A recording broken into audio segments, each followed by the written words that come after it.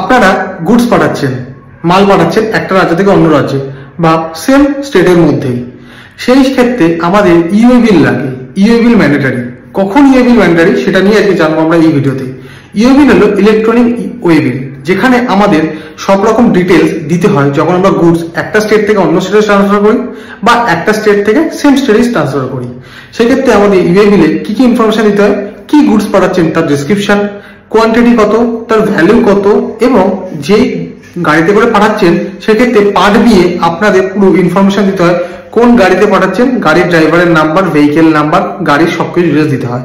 এইভাবে আমাদেরকে একটা ইওএ বিল জেনারেট করতে হয়। গভর্নমেন্ট সাইডে ইওএ বিল জেনারেট করার অপশন আছে, কিন্তু এই ইওএ বিল কখন জেনারেট করতে হয় এটাই আজকে মেন। ইওএ বিল আপনারা জেনারেট ম্যান্ডেটারি যখন আপনি একটা স্টেট থেকে অন্য স্টেটে পাঠাচ্ছেন এবং গুডসের ভ্যালু 50,000 এর বেশি হচ্ছে, সেক্ষেত্রে ইওএ বিল ম্যান্ডেটারি। এছাড়াও যদি সেম স্টেটের মধ্যে আপনি গুডস ট্রান্সপোর্ট করেন সেক্ষেত্রে ইওএ বিল লিমিট ভ্যারি করছে, এক একটা স্টেটে এক এক রকম। যেমন কোন স্টেটে 1 লাখ, যেমন দিল্লিতে 1 লাখ, ওয়েস্ট বেঙ্গলে 1 লাখ, সেটা ভ্যারি করে। এছাড়াও আপনার এই ইওএ বিলের ভ্যালিডিটি কতদিন থাকে। যদি আপনার নর্মাল কার্গো হয় সেক্ষেত্রে আপনার পার 100 কিলোমিটারে একদিন ভ্যালিডিটি।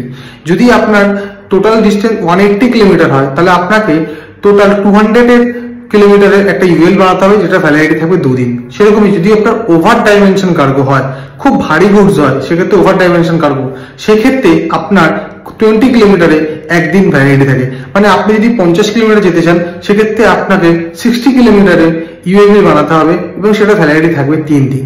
তো এটাই ইউএ বিল।